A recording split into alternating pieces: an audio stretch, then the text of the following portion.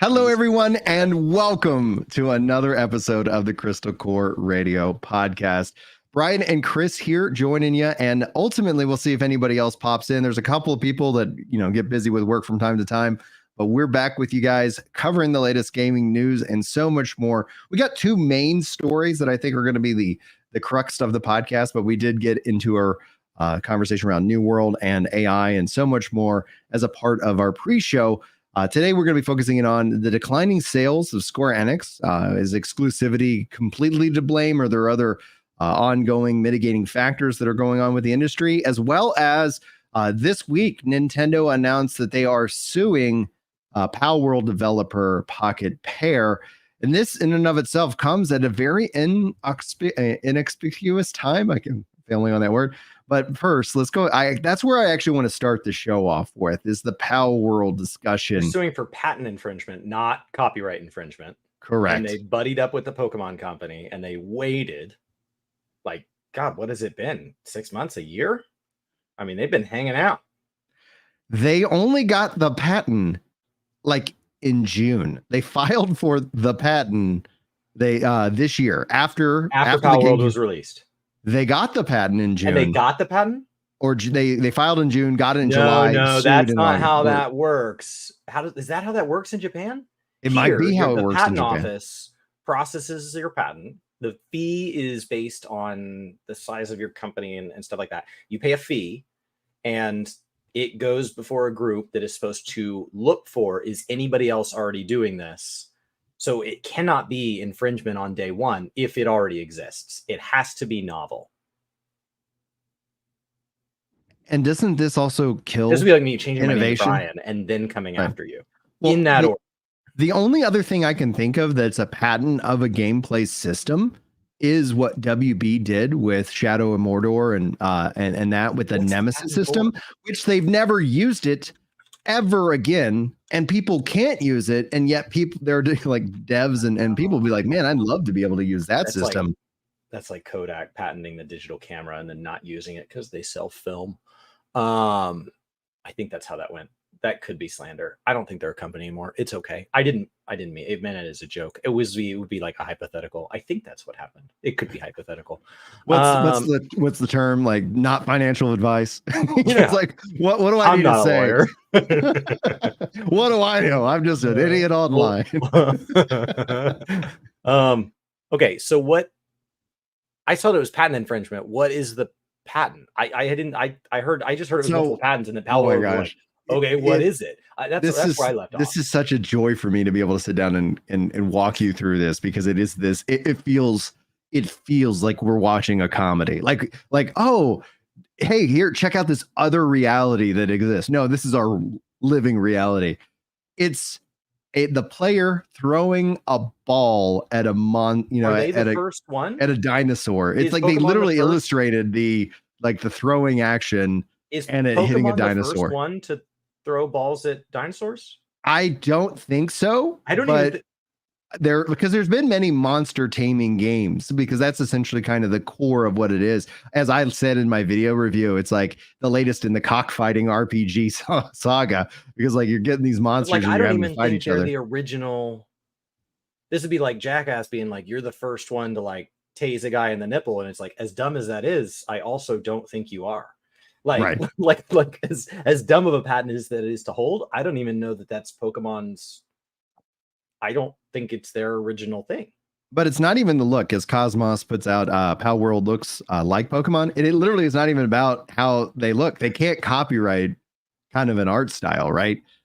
But what they went in with the patent on the aspect of a ball catching it. And so the initial thought when I saw this illustration, because the illustration looks so very generic, where it's like, here's player throwing ball at, and in this case was a T-Rex, which I was like, that's awesome.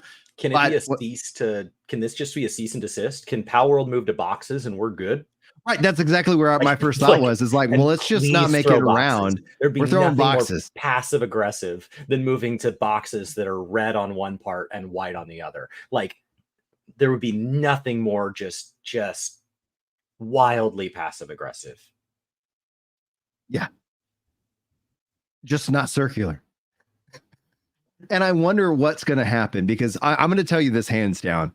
I hope, I'm a Nintendo fanboy. I hope Nintendo loses so bad, because the frustration, and I think one factor, not only is PalWorld a fun game and me and the kids played it for hours and hours and hours, but that's something that gamers have wanted Nintendo to make. They've wanted Nintendo to push the Pokemon franchise forward. But it's not Pokemon.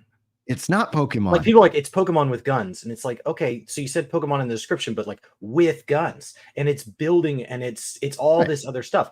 What was the other MMO that came out? I drew a blank on it last week too. That was Pokemon. Like, it was Pokemon. The Pokemon MMO, like, it was Pokemon. PalWorld's not. Right. It's a survival RPG. And it's then a it has survival RPG. It's a wildly different game. Temtem is Pokemon. Yeah, it is. And so if they got sued, I'd be like, well, do you think with this patent that all of a sudden it like we just see them, just Nintendo going and cleaning house and then not releasing anything? Like, this feels like it's such this feels like it hurts gamers more than anything else, because the real thing that I would want to see happen is Nintendo say, oh wow, that's a really interesting take that PalWorld did.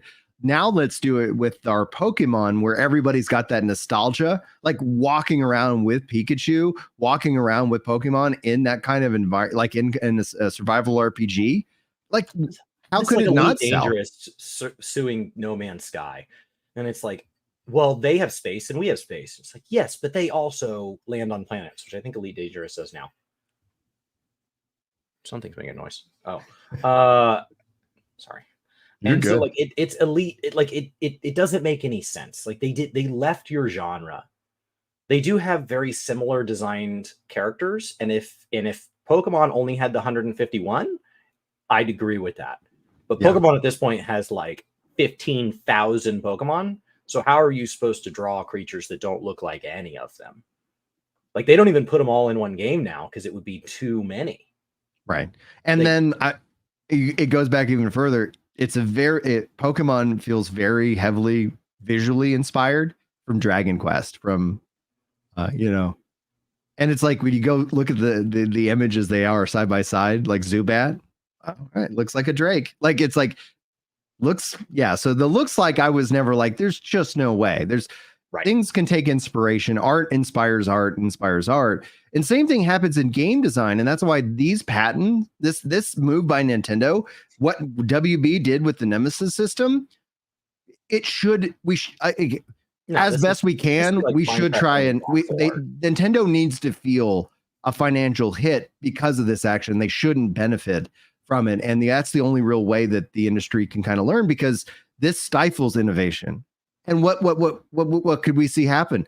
A rush to patent jumping in a video game, a rush to patent a certain mechanic of like jumping on an enemy in video games. Now only this game can do it. I believe Halo stole Doom. Right, those bastards. At least Quake.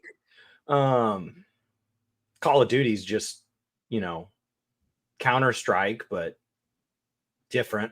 Yeah. And Sasana brings it up, especially when it comes to the history. It's like, I think you go back further to Dungeons and Dragons. Then you go back. It's like, at what point, what are we doing here, guys? Nintendo needs to get Cruis'n USA on team to go after Forza and Gran Turismo.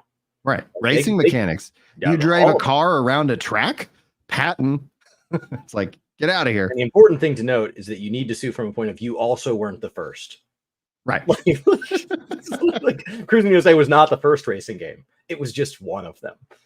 One of the big Nintendo ones that's old enough that they're like, oh, we're the first one. No, you're not. I was talking with Thomas, who's the head of Moon Studios, working on No Rest for the Wicked, as part of our interview. And he said he hopes like Diablo not using not steals like it actually steals, but he hopes that Diablo looks at his game and says, oh, that's a really interesting thing. And then later, Diablo 4 announced basically their roguelike version of the game. And Thomas was like, perfect. This is great. This is what you want. because nobody was making the thing that I wanted to make. So I'm making it now. And if that moves the industry forward, we all win. And that's because I was he making said a that to game a few me. years ago Yeah. because my brother and I wanted to be able to play a game, and we lived in different cities. And then he moved here and we started playing the game in person because it's a physical game. Yeah. We stopped making the game. But if in the meantime somebody had come out with it, that would have equally caused us to stop working on it. We were only making it because it didn't exist. We were making a Warhammer style game. We came up with our own races and we adjusted the mechanics so that it could be done from a phone and so that you could do your entire turn without the other player present. Right. And we had it to where pieces were moving. We had it on a hex-based system. There were a variety of sized pieces, but it was at its core that we wanted to play Warhammer, and certain elements of Warhammer needed to adjust for the change in the format of, I want to be able to take my turn without you present, which Warhammer's not like that. But if Warhammer would stop releasing games like all these RTSs and shooters and would just release Warhammer on a phone, and I could just pay microtransactions to unlock new paint schemes and stuff, we wouldn't have wanted to make it. Like, our goal wasn't infringement. Our goal was inspiration because they're not doing it. Right. And it was heavily inspired by that game, but was looking to other tabletops and looking at Advance Wars back on the Game Boy, was looking at previous other turn-based combat games, because some of Warhammer wasn't going to translate direct into phone, because like you can do tabletop simulator, but Warhammer on tabletop simulator is wildly cumbersome. So by moving to the hex grid, it was really helpful. And it created some really cool things. Like we had different tiles that cost different amounts of movement to move through and stuff. So like it created really fun movement. And I'm saying all this and I'm documenting it all online. And so if we had ever hit publish, I assume Warhammer in this case could have come after us. And that's ridiculous. Like, that's ridiculous. The idea that somebody played Pokemon and goes, wow. And then they also played Rust. Like, is that the other half of PalWorld? Like, they're like, yeah, the problem is, like, every Saturday night I play Pokemon for about 3 hours and then I hop on Rust until I fall asleep. I just want to do that in one game. Like, I don't know how this is. I don't know. Change it to a box. PalWorld should just change it to a box. I don't know what that costs. I think that's right. If they're going to, but then does Nintendo go and patent throwing boxes? Like it feels like this. And that's why I really want Nintendo the patent was granted. And this is where it's interesting, because obviously, like when I first read, like when the news first broke that there was a lawsuit, it's like, yeah, we do know that Japanese copyright is different from that in the US. And like, it's real enough it sounds real. But did Bethesda sue Mojang over the word scrolls? That feels right. I think maybe there's something. Like, is this two truths and a lie? You got me. It's all through. It's no lies. It's all truths. Like, no, truths all the way down. No. Oh my gosh, yeah. But when it's all said and done, it's like, the fact is that as it started to become even more apparent, because it's like, okay, everybody was like, oh, they're gonna sue. This, they've copied Pokemon, and it's like, no, the characters themselves are different. They have different names. It's not like this is our version of Pikachu and he's blue and it's still the model. That wasn't what happened. But I was like, yeah, I think they're going to be fine. Then this news breaks and it's based off of the patent, off of this game mechanic. And in my mind, hands down, it feels like it's an absolute tragedy for games. Now, we are. I'm breaking information. I'm gonna throw this up on screen, because when asked, Chrono has shown up, so we can actually show you guys something here as well. Let's pop this up on screen from Forbes. Bethesda and Mojang did sue, and they did settle the Scrolls lawsuit. This article is more than 10 years old and has not gotten any less dumb. That's what the disclaimer says for anybody that can't read that and are just enjoying this in the audio. That's ridiculous. Yeah. There needs to be room for a little bit of, like, Chipotle came out with this. They're going to come out with drive-through lanes, and they're calling them Chipotle lanes. And my brother said, why aren't they calling it Chipotle way? The South Park joke, like takeaway. Yeah. And my other brother said, well, that would be patent infringement because South Park came up with the name Chipotle, and he goes, no, it's a different industry. Chipotle was a stain remover, and this would be a takeaway service. They're not to be confused. One was to remove the staining in your underpants after eating Chipotle, and the other is simply a drive-through lane. We have to just be, that's a trademark issue. It's not even patent. We have to have room to just live our lives. I think Nintendo's overstretching here. I hope that they get slapped hard. Like, as much as I'm excited about Is there anything Switch that can happen to them? Is there any downside to them? That's one of the things that if we're having an honest conversation about it, I don't think so. They maybe they don't win and they just, okay, we spent that money in legal fees. They've got plenty of money sitting around. And they come out with another Pokemon game, which is identical. And they continue to take their Pokemon games and put out the same game over and over and never innovate and get mad when anybody else innovates in the space. Right. And then take them to court. Or the theory that I have is that as a potential, like, because we tend to see these kind of things settle, that they just kind of want a cut so they could make a payday. Their lawyers get paid. I do wonder, though, because the PalWorld devs, Pocket Bear, did tweet out kind of like, guys, really sorry. Development's going to actually have to slow down because we're going to have to also focus in on this lawsuit. And so, like, if nothing else, like, is this a move that they know they won't win because of the fact that they only got the patent years? Like, this was, like, okay, you only did it once. There was an actual competitor, like, that people were really excited about and fans of. I think they waited. They want to just try to slow down. Had enough money, there was something to take. Well, they got enough money the day one. Like, it was 2 million players concurrent, and that's not counting the Game Pass stuff. And as a game for early access, that 2 million easily represents, I think they even tweeted it out, like, they sold somewhere along the lines of 22 million units. They've got money now, especially.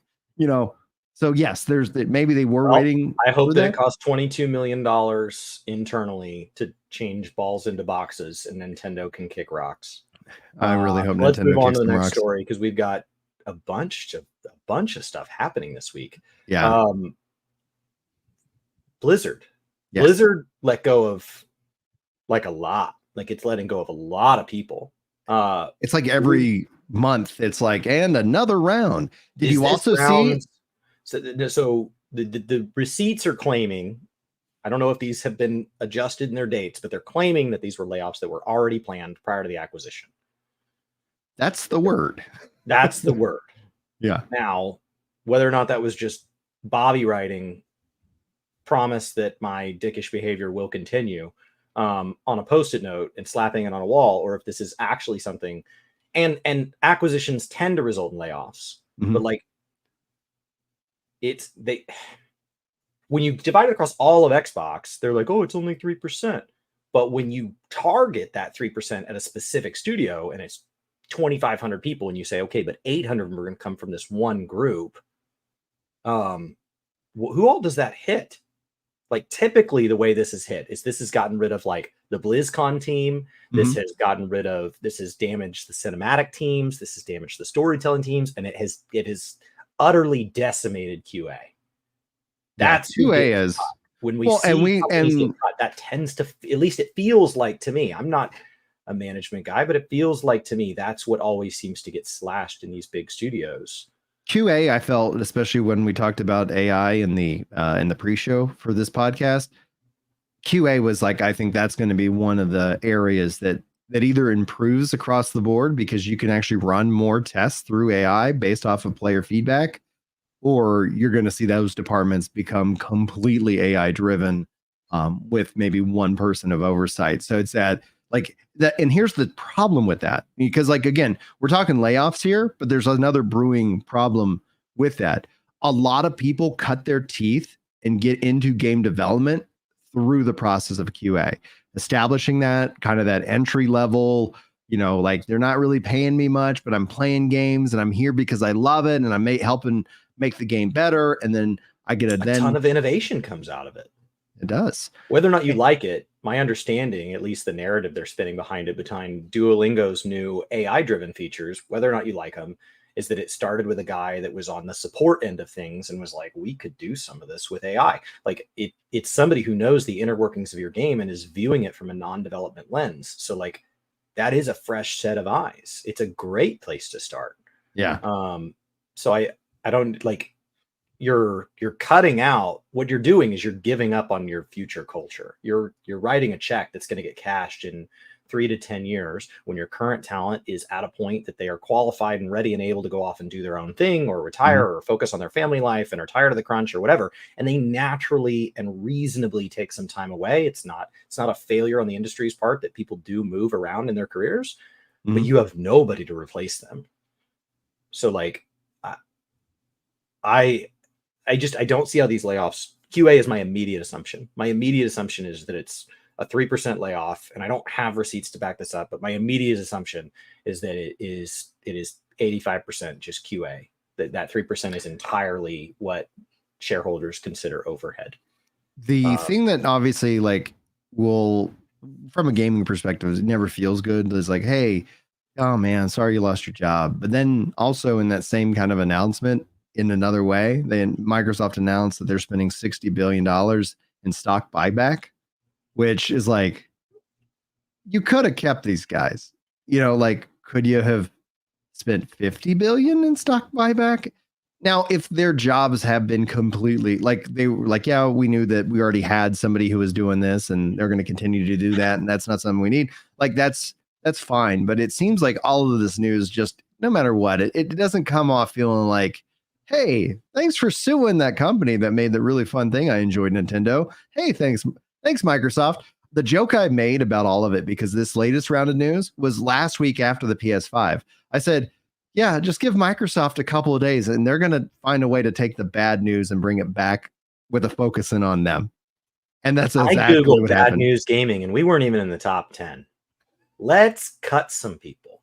How can we trim? That feels so frustrating. So obviously, not to be outdone, Sony's going to want to step in on this week's downers. So what's going on with Square and Sony?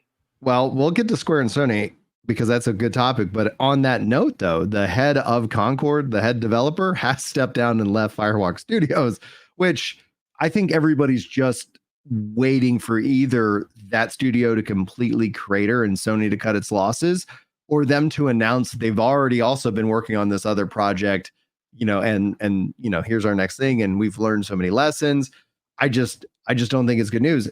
I do think more like whether it's layoffs or them absorbing the talent that they want to keep from that studio, because it isn't, it wasn't just made by people who didn't know what they're doing. Like it's an interesting conversation because it did work as a game. It did work as a game. Playing when we had Jim Tasty, he was like, there's something fun here. IGN even scored it a 7 out of 10, which based off of their scale, they'll come back and say that's good, because generally the internet's like, it's either a 10 or it's a 0. How dare you put it as a 7, which 7, 8, 9, that's their positive scale if you're going to look at it in that way.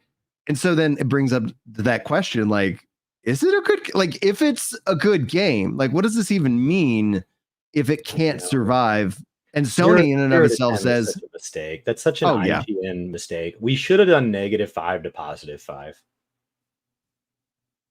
We should have put neutral games as 0, because the problem is now anything below 5 is considered this like abysmal thing when there can be redeeming things. And so like 7 just looks like partway up the scale. If we could have said it as, if it's bad, let's call it bad. If it's good, let's call it good, and let's do a neutral rating.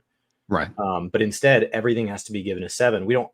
Are there games that come out that are 4s, 5s, and 6s, major AAA titles, and have any commercial success? Like, is anybody willing to buy a 5? No. And then are they even willing? And imagine right now, because we all know there's a massive amount of an issue within gaming and game reviewing. Like, everybody kind of feels it, and it's really driven off of things like 7, because we all know that their business model is driven off of access. And so they can't give that 5 to that AAA game. Like, it in and of itself is like, should it have been a 5? Most probably, definitely, right? Based off of how everybody else, and when you look at sales, has to come into play in the conversation. Are people enjoying it? Destiny, for example, was a 7 out of 10 So game. can you And sell your way to an 8? Should we just call it what it is? Just call a spade a spade. And if you sell enough, IGN is forced to up it from a 7 to an 8. Like, well, we were wrong. I think that actually solves a lot of the problem, though, because they don't go back and also re-review games. We talked about a little bit, briefly about New World, right? And obviously that is a fun conversation for me to have online because I am not in the majority of the opinions about that. And I will defend my view. I watched more than one video assuming you were going to talk about New World this week. I was like, wow, the more videos I watch about people that don't like this, the more I know on Friday Brian's going to brag about how good New World is. I was confident that was the only thing you wanted to talk about today. So, well, it came up, so we'll talk about it. But it's that New World will get another review. It will get another review because they're doing New World Eternum. They're basically kind of relaunching the game. No one's going back and reviewing all the updates, etc. And in fact, like when you break down the key frustrations that people have reported about the initial launch, those who put hundreds of hours into that week, like, yeah, I'll watch reviews from it. It's like, I played 150 hours of the beta and it's been out 48 hours. And this is what my thoughts are. Like, you're like, how? All right, man. Thoughts that you're tired? Yeah, probably. But it's that when you look at that, they invested a lot of time. There were a lot of issues, a lot of bugs. All that's gone. And so like when that factors into an initial review, like these things change. That's where Square Enix's model, I think, has been the most beneficial because they get a chance to have a review for every expansion that is released. And so that gives the opportunity for people to go in and review it because the market economics for these sites to go back and, oh, hey, this update, well, that does actually change the score that I had. But the fact is that games change and evolve over time, and especially the scoring system isn't adequate in kind of encapsulating that, especially over the course of time. And so that's where I believe we've seen that shift in rejection of sites like IGN and Kotaku and more, and in more heavily leaning into the streamers and into the content creators so that you find your subject matter expert. The algorithm is very good at putting a video that you want to actually watch, whether you know you want to watch it or not. And hands down, this past 2 weeks over on the MMO channel has been just massive with people going like, yeah, I haven't been keeping up with the game. And then all of a sudden, somebody liked a video, somebody did something, and then my video got put in front of them. And then they actually, like they enjoyed it and got some good information from there. What did Phil say in the fact of the War Within? Yeah. It has been so well received. Okay, I was making 2 expansions in a row where they came out really well. They haven't quite nailed patch cadence and patch support, so they can maintain that hype through an expansion. That's very, very difficult to make a recipe that works. Mm-hmm. Even 14 doesn't seem to be consistent. They're the most consistent in what a patch reveals, and it still is not always hype all the way through. But initial launch for an MMO to be good multiple in a row is hard. Yeah. And Dragonflight was good on launch. BFA was good on launch. Yeah. Don't look back at the whole thing. There was a moment at the very beginning where people were like, wow, this is 99% good. And they're like, I know, we're going to work on the other 1%. When everybody was like, yay. And they're like, yeah, we're going to make the 1% way more of the game. And then it slowly lost altitude. I wanted to address this one question from Ethereum is the old New World still playable? Yes. In fact, if you already have the game, you have New World Eternum, it will roll into it. If you didn't pick up the expansion, you won't have the expansion content in the update, but the whole game's getting updated. And having played the beta and gone back and played the live version right now, you feel that quality dip. Like the beta, New World Eternum, it feels better, it looks better, which is kind of crazy to say because New World always looked good, but it responds way better, especially when you're in crowded areas. They have solved a lot of the problems. They have not solved the problem of the veteran who has 5,000 hours. What does he do when he comes back? Because he can create a new character, I guess. And so for the veterans, I'm telling them they should wait on the fence.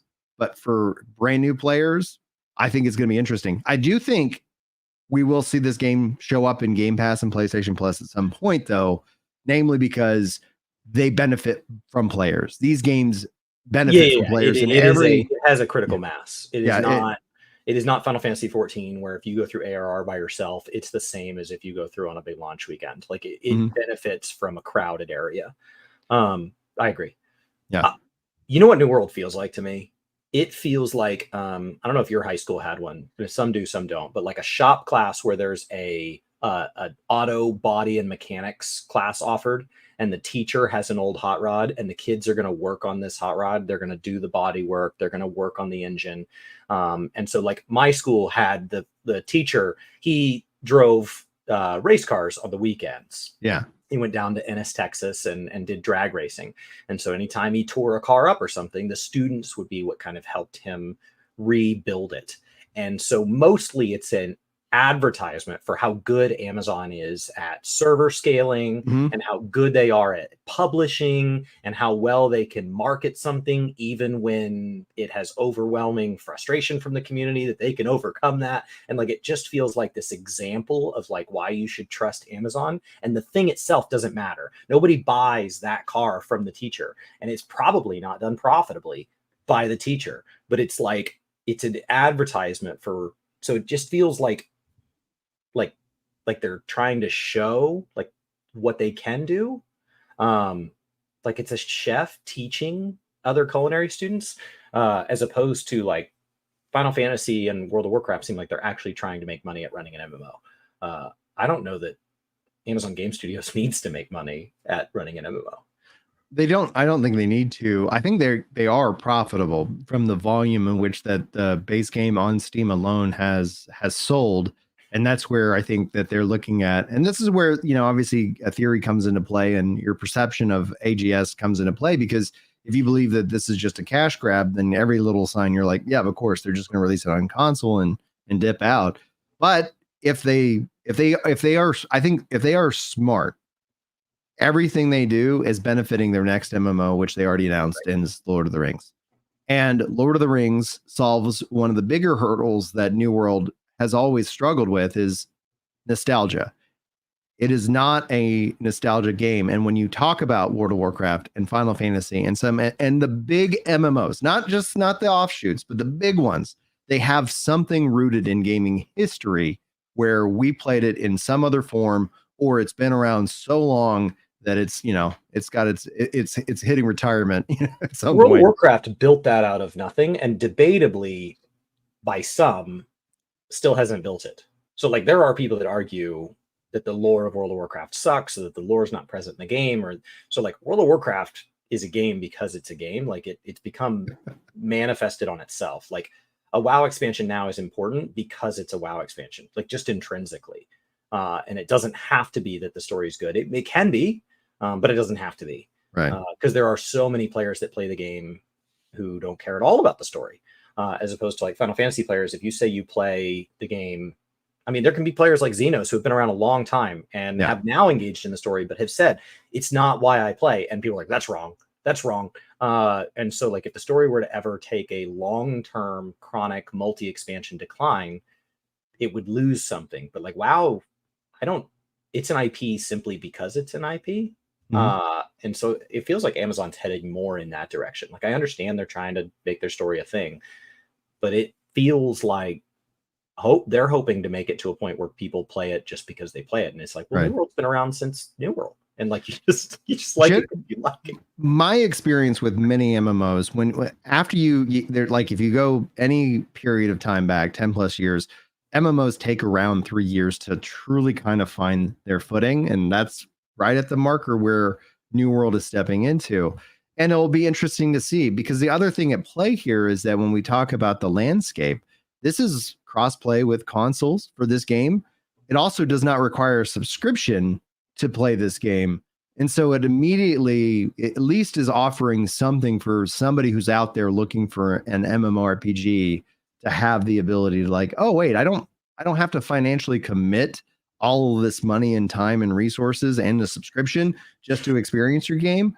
Even though, like, I think hands down, the majority of us here all agree that the subscription model is the most fair model when it comes to these kind of games. It's just not, there's just not enough ways that you can have multiple subscriptions to multiple MMOs, because the time required to enjoy those is also a limiting factor on anybody's budget. What's intriguing about New World is that in Final Fantasy, it's all about, oh, you have to have played the story. You need to complete the story to be a real player. And in World of Warcraft, you need to be in the end game. If you are not taking part in the end game, where you have the biggest collection, or you play PvP, or you raid, or you do Mythic Plus, that you are not in the game. If you're not max level, you're not a real player. What's intriguing about New World is that, in my opinion, their true end game is piss poor. I think they've never truly hit their stride. But their goal isn't to maintain their end game. As a matter of fact, their greatest reception is these fresh start servers. The act of getting to end game is New World, which is really neat from a game. That's why from day one I said New World's end game starts at level 1. If you think you're never playing catch up, you're always starting fresh. And there will be fresh start servers that come along with this as well, which I think that will be exciting. The beta had over 30,000 players playing it. A beta that no progress carries forward. I don't know if that's a good or bad sign, because right on the horizon, you got Throne and Liberty dropping for free on consoles, crossplay for free on October 1st. I'm like, 2 weeks is not a lot of time, guys. Like, I'm wondering if they were like, there's players that are like, I can get at least 320 hours in that. There are players who can. I am not one of those players. Like, the fact is, like, I've put so many hours into No Rest for the Wicked that it's like, it's such a source of pride for me that I love that game so much that I just like, oh yeah, I've put all this. I've got 1,000 hours plus in New World if you factor all the PTR testing that I've done. Like, I'm happy with these. These are some big numbers for me, and they're not for like every gamer that's out there. But I do, and I would hope that if nothing else, if there's any parents with 6 kids out there, that I have at least more hours in these games than you do. Otherwise, that's my measuring stick. It's not Asmongold. It's not these other creators. What I'm intrigued by is how do they age into that? What they've effectively built is a roguelike. They've effectively built this thing for, it's like an Iron Man. When you die, you start over. But the difference is it's not based on actual death. It's based on when you get bored, that character might as well be deleted, because you're going to take such a break from New World that when you come back, you're going to want to start fresh on a fresh start server. And so the question is, like, how do they make you as the player feel like, okay, I learned something last time. I'm better at leveling. I'm more optimal. Or how do they give you something that you get to carry forward? Like, how do they discover more within the cosmetic system, or something that benefits you from how many fresh start servers have you done? Not a gameplay thing. You don't want to break it, but like, how do you make it like, okay, so like I'm getting something out of this? And they haven't quite figured that out yet, because I don't know that anybody knew that that's what this game's identity was going to become. But in my mind, New World's identity is that it's the best game to start fresh constantly. Yeah, there's a real appeal to that. And that's, and for me, it was interesting because people are saying, are you going to start fresh? It's like, I actually am going to buy the game on my Xbox and play through the story, the new cutscenes, which are well done. They like the voice, everything's voice acted, everything is, I think, animated, and they have a couple different art styles, from like CG pre-rendered, in-game character models, also animation, where they change the art, like, and it's just like, and they are telling the story through like, I think, beautifully illustrated images, action comedy, like all of these things, that it's really great. I do want to point out one comment from Rock Nasties, who says that they're taking a week to play the relaunch. I actually have a lot of confidence that that's going to go real well. Like, if you were ever going to say, like, would I take time off for the launch of Throne and Liberty? Probably not. I don't know what the servers are going to do, but I've seen these servers and the changes that they've made in the game, at least if nothing else, be able to handle it. And at least if nothing else, if you're for some reason in a massively long queue, you can hit transfer and go to another server. Like, from that menu, you don't have to sit here and wait to log in to transfer. So they've gotten their act together. And the question ends up being, and what I'll keep pointing out, because I do want to talk to you about Square Enix and Sony and whatnot, because this is, I think, something concerning for all of us. But the thing I will say is, like, I'm interested. I think what happens after October is really the sign of what's to come with New World. If they do what they did in 2024, maybe some New World's a game you play as a fresh start server, every October. I hope they lean into it. I hope they lean into it. Create alternate story paths to the story or something like that, because let's just call it what it is. This is a game that thrives these fresh start servers, and it Yeah. thrives in the player base that does enjoy that. And the players who prefer to invest in their character, they already have games. And I don't know that New World's going to be able to take on what Final Fantasy and what World of Warcraft and what Guild Wars can do with Endgame. Like, I just don't know that they're going to be a titan in that space, but they have their own little like Rust the MMO, where you start fresh. Like it's like Minecraft. It's fun to start fresh. And New World's kind of unique in that way. Yeah. Anyway, we'll keep you guys up to date on our thoughts. RuneScape's the same way. Yeah. Okay. Exactly. And start fresh. But I'm excited. I'm excited to check out the new content. They are adding in, an official raid, a 3-boss, 10-man raid in the game. I'm like, all right, maybe that's something I'll be able to jump into. I enjoy playing as a healer, so maybe I'll get slotted in something. There's still plenty of work to be done. We actually talked about this on a recent live stream, where the thing that I think would benefit a lot of returning players is that they introduce the concept that they've talked about, which is called mock wars. Wars and invasions to a degree, like, are actually some of the content that people say is so freaking good, but it's such a very small percentage of people who do it. And for me, after this much time, I'm intimidated. Stepping into a war where there's actual things on the line and I don't know what I'm doing because I haven't done it means I'm probably not going to opt in to go do your war. But if they add in a mock war system that I can go practice wars where win or lose, I can see how the game modes are played, then that makes me more likely that I would jump into that. So hopefully we get some news on that. I know they talked about that a while back. What if there was matchmaking? Like true, like within your mock, like you can get better at playing with better players. Like, I don't know how you do stuff like that, but like they have that. Like actually. I see that in like in Halo, you'll see people that don't want to play ranked. Yeah. But then like, how do you cross that bridge? There's an advantage to, hey, once you're ranked, like once you play your matchmaking matches, you should be placed in a bronze match, and it should be fun for you because you should be able to have some close games with other players who are the exact same degree of good or bad that you are, as best as possible. I don't know how that system like that would work in MMO. PvP is so hard to matchmake, but I don't know. They brought in what you've described to me, maybe to a degree, so forgive my ignorance, but they balance the healers, so it's one or none. So it's like, all right, yes.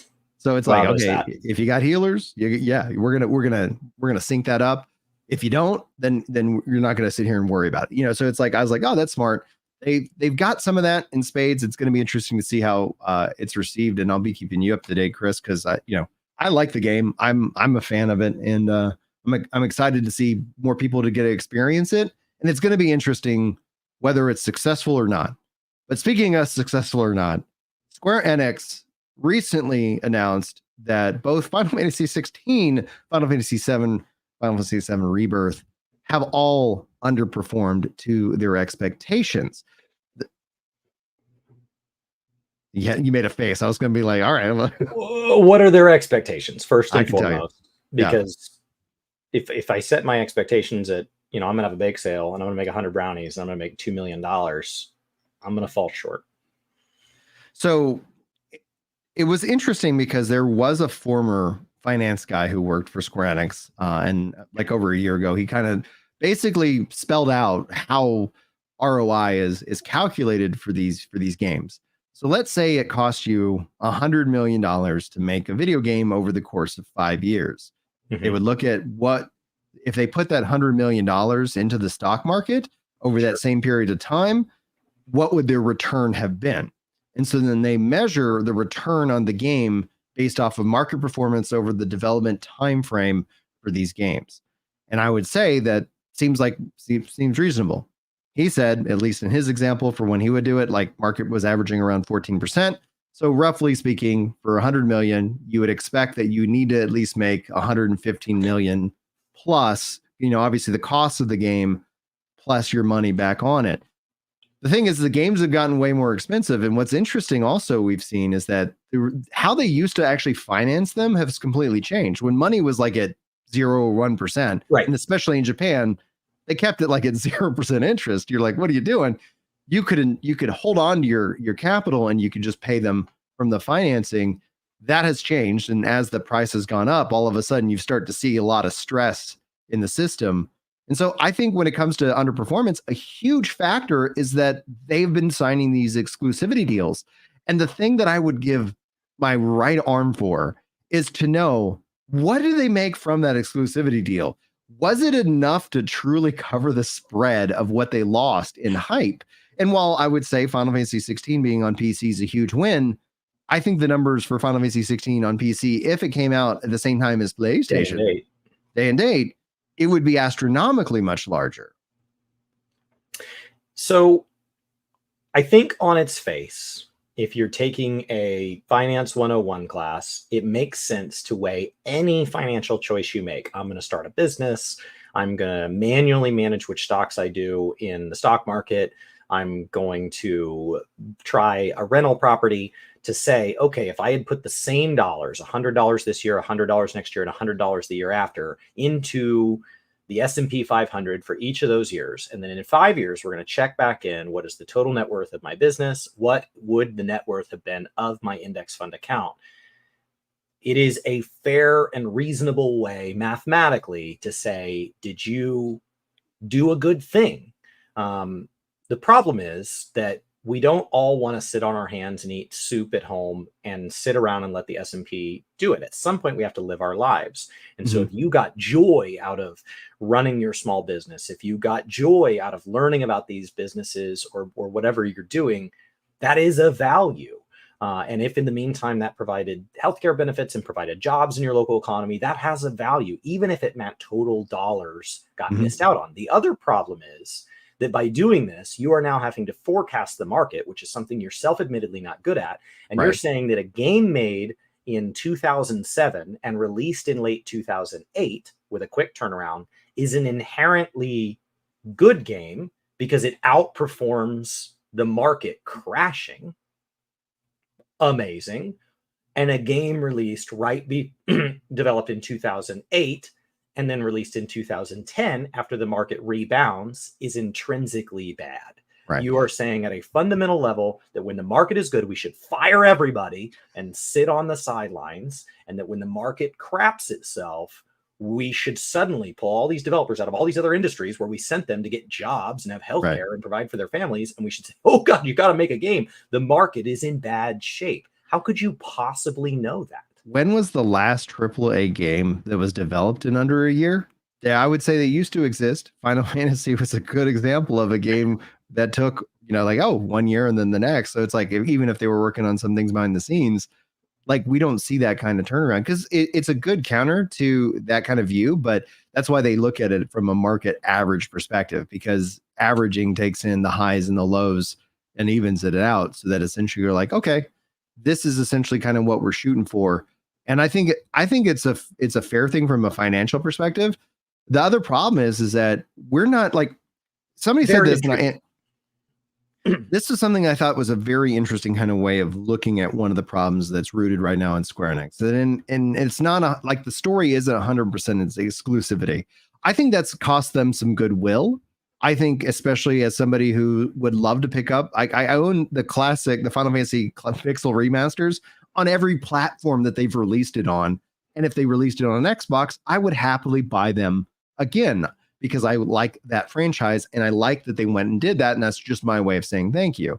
But yet it's still not there. But exclusivity is one, I think, factor of the problem. The other factor is that, and I'm going to echo this because I saw this online, is that I haven't played Rebirth yet, but I've been playing Final Fantasy VII Remake, and this game is phenomenal. It's not the original Final Fantasy VII. Would I like a turn-based Final Fantasy? Yeah, but I think I'm kind of getting that through Octopath, and different offshoots. But with Final Fantasy VII Remake, I really like it. In fact, I like it way more than I liked 16. And I'm glad I played 16 before I played 7 Remake. I hear Rebirth is a Game of the Year contender. I'm really looking forward to finishing Remake and stepping into Rebirth. I think like Square Enix, from their games, and even I would say Final Fantasy 16 is a top tier Final Fantasy game.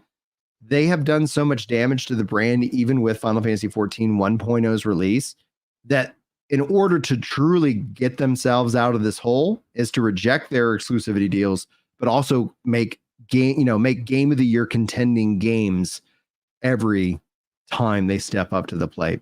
And if you think of things like Elden Ring, if you think of like Black Myth Wukong, like these are games that are kind of getting back to basics, but they also don't have the baggage of the numbers. And Yoshi P himself has said that at some point, like the number is just going to feel weird. I do wonder if we end up seeing just saying like, you know what, we're just going to make, Final Fantasy, and that's what this one's called, and we'll see what happens from there. I don't know. What do you think? I think that the summary of this really comes back to Alkalant's original point. Not hitting a single metric does not intrinsically mean it was all bad. Right. If I go on a weight loss journey, but halfway through my weight loss journey, I realize the reason I've been struggling to lose weight is my relationship with refined sugar. And as I cut refined sugar, I find my energy levels improve and I begin to have better sleep. As I have better sleep, I see more gains in the gym and I go, oh my gosh, I should increase my lean protein intake. And as I increase my lean protein intake, I start to get into weightlifting. I start to care about the function and maybe even the appearance of my body. And I pursue all this. And all of this started because I just didn't feel good that I was heavy. And all of a sudden we get to the end and I had an original forecast of I want to weigh less than my brother because that's what I felt so insecure about. And my brother gets into running and loses a bunch of weight. And I come in and it turns out I'm 20 or 30 pounds lighter than I was, but I am still heavier than my brother because he loses a bunch of weight in the meantime. But I've put on more muscle. I feel more functionally strong. I've never slept better. I've never been more attentive. I have better memory. And this is all fairly similar to what's actually happened with my healthcare journey. My brother has lost a ton of weight. He is skinnier than me, even though he was heavier than me when I started losing weight. He's lost more weight. And he has an identical twin. And like, it's mind blowing how much thinner he's gotten. It's awesome. But if I compare myself to him, right, which is the same as these people comparing the finances to the market, you could think, oh my gosh, Chris, your 40 pounds of weight loss is a failure, except that my arms are bigger. So when I have to go carry paint into the house, I don't think twice about it. There are other metrics besides how did we do compared to the market. That is an intrinsic like value to know what that is. I get that there is a fundamental, guys, from a finance standpoint, if we had just taken our money and put it in the market, we could have done better. So from a shareholder standpoint, we do owe these people. We're trying to outperform the market here. We do owe them. We have a fiduciary duty there. So we need to ask ourselves, how do we at least keep up with the market? But also, we're a game company and we make games. Do the games win awards? Are the gamers having fun? Are we getting better at building games? Are we getting better at retaining game developers with good ideas? Are there other things we're doing that are long-term healthy for a game industry besides just did we hit a single profit definition? We are profitable. Right. And so I just think, like, do you have to outperform the market? Do you have to? I don't think so. Not but everybody I think can. When you look at but I think when you look at the overall cost with games, because making a video game isn't like making, a widget. There is a massive amount of time and energy, like defining a new, like even in building a new PC. Like I'm assuming Apple is looking at it and saying, they put all kinds of time into the design and the approach and the operating system. So with these things that don't manifest over the course of a year, they manifest over the course of time, I think that's a question that they themselves have to answer to their shareholders. Like, that's the problem. Are we doing money? Well, yes, they borrowed money. The borrowed money is the problem because they owe those people a real return. They do. As opposed to Arizona Iced Tea said, we're just going to leave it at $1 because it's fine. And you can get 700 Arizona Iced Teas for the cost of a PS5 Pro. And they're like, why aren't you increasing it? And like, we're profitable. And like, wouldn't you be more profitable? And it's like, yeah, but wouldn't I also be more of a dick? Like, we could just be Arizona Iced Tea. Like, we need a gaming company that can be that. And the indies can be. And that's why we're not seeing frustration with these single and double A games and with these AAA games who borrowed money. They are forced to act like they've been on borrowed money. That's been the problem. It's the borrowed money that's causing this. I do want to say one thing because like Dave was talking about Expedition 33. I'm really looking forward to that game. Turn-based, kind of modern. It's got gave me a vibe of the Lost Odyssey for those of you who've ever played Lost Odyssey, and obviously some Final Fantasy. And because each 22 months of support over on Twitch, I'm gonna give you a weight loss update, guys. I'm gonna lift up my mic. This is the skinniest I've been. Look at you. we're no Mr. Happy, but we're making games. I actually put Mr. on some. Happy looks like a different person. No, he looks like a weightlifter. It's like, I don't know when Mr. Happy's bodyguard started taking over the stream. Is he going to step into the octagon? It's incredible. Incredible. All right. It's going to be interesting to see what happens with Final Fantasy going forward.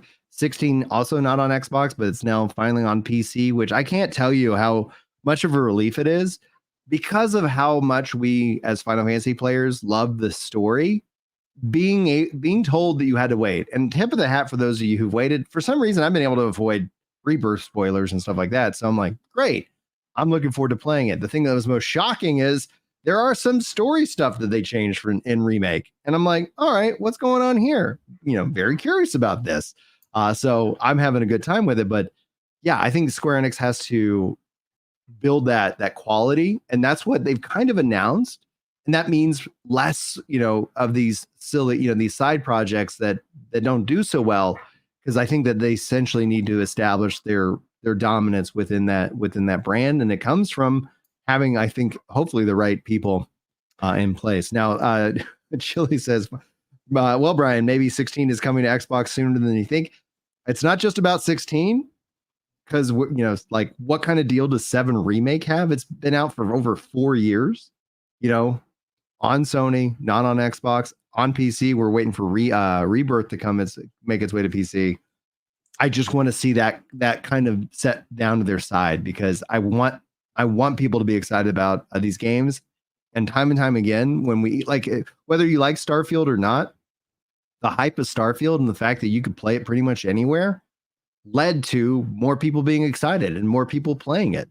And whatever, wherever they fall on its review, that's where they fall. But I'm like, I think we'll hopefully see the end of these timed exclusivity deals on a specific platform.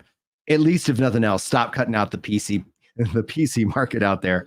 The other big bit of news, though, Chris, is 16, first Final Fantasy game on GeForce Now. Hopefully more to come. Square Enix has slowly been, adding in their library. But they are moving, right? They're moving. It's not Nintendo, where they're still at home. Like, they are moving. So I don't know. My reading of the story is that, like, exclusivity plays a portion, but also the story has been read as they are not profitable. Yeah. When in reality, they are not as profitable as a CFO might hope. And that's just not a fair. Every business can't outperform the average. It's called the average. Like, the S&P 500 is not a target to be beaten. It is an average across those companies. And so obviously that means for every company over the average, there may be a company under. And so that average is divided across the total value. And so it's a zero-sum game. And so, like, I know everybody would love to be in the top half of whatever metrics are important to them, but some people just aren't. And that's okay. There are areas in my life where I'm just not going to be top half, because it is the halfway point. Like, I'm trying to make it up to the average. Yeah. And I know that I'm not average in some ways. I'm below average, and that's okay. So what are we doing with 16 that we're happy about? What can 16 do besides being purely a profit compared to the market average? And I think that they've done some things that have done a great job within the identity of Square Enix. My one gripe about the 7 stuff is that they've been so slow to release the games. I really thought they'd be closer together. Yeah. Maybe I was wrong for thinking that. I really thought they'd be closer together. Yeah. Chicken Chaser, and then we'll wrap up. It says, what Square Enix needs to focus in on, Final Fantasy 16 may not have been a massive success that they want, but the development time and turnaround time of that game seems like it was the right direction. Every game that they released before 16 felt unfocused and lacked a concrete direction, and that was there was no plan, and things were just thrown out as they were developed, including 7 Remake, for example. And that's very true. Like, Yoshi P, as people feel like, from the negative side, is he's super predictable and he's a great project manager. Things come out on time, and that, I think, can't be discounted. And if Final Fantasy 16 and its process leads to 17 and 18, actually coming out as real projects and not these 10-year things like we got with Final Fantasy 15, which was originally a different game.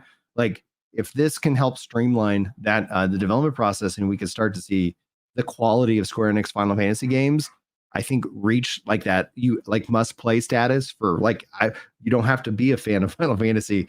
This is a game that you want to check out. It's really interesting and fun to see. I think that would be a really nice thing. Chris, you got anything you want to plug or anything you want to tell people before we wrap up? It's been really interesting to hear that that's how they've been defining success. It helps me kind of understand why they sometimes seem disappointed in stuff that I wouldn't be. So I think that's really helpful to kind of know that that's where they're coming from. Because if these, like, let's say that a game is really level in what it makes every year, just year after year after year, your good and bad years are determined by what the rest of the market's doing. Right. Other industries, my gosh, like not even just in gaming. So it's helpful to understand that, because when I see good news about Square or bad news about Square, like I don't always feel in line with it. And it helps to understand that, like, I was thinking about, was a game good as a game? And that was my mistake. So like it had nothing to do with that. It was entirely on, if I instead every time I start an RPG and finish an RPG, I check my 401k balance, that better aligns me with Square Enix. It's like, did I have fun? Oh, my retirement's looking good. I did have fun. I just realized that. That would be more helpful. And so like, I know I'm making light of it here, but that really feels like how that metric means to me. And like, I get it from their side. They're trying to run a business, but it just, as a gamer, the enjoyment of my meal at a restaurant is not based on the price of those ingredients in a futures market. I know they have a business to run, but don't forget that games are games.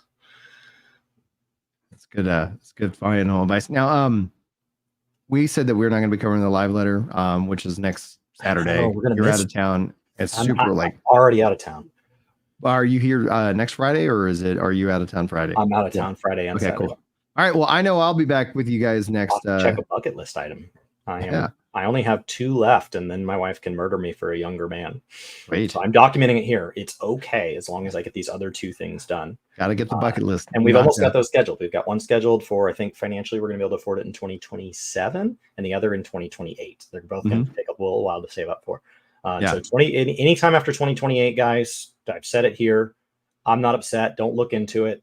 It's okay if she murders me. But anytime before then, that definitely leave her as prime suspect. Do not take your eyes off of that woman. 2028 though, she's in the clear. I had it coming. I will have achieved all I set out to do. It was actually deserved. It was a good run. I ran the race a little fast. I accidentally achieved everything I could early. And that's what you get. I should have made a bigger list. Darn it. All right, guys. We'll be back next week covering more game news, development, and so much more. Thank you so much for those of you who tuned in live. If you're listening to this as an audio or a VOD, sound off. I'd love to hear your comments. And thank you guys so much for all the wonderful times that we get to hang out and talk video games with you guys. But until next time, take care.